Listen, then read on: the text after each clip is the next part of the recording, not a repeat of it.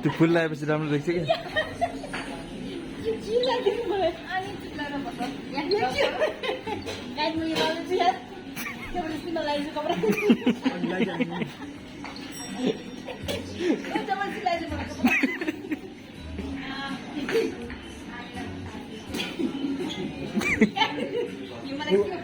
अहिले दामी थियो है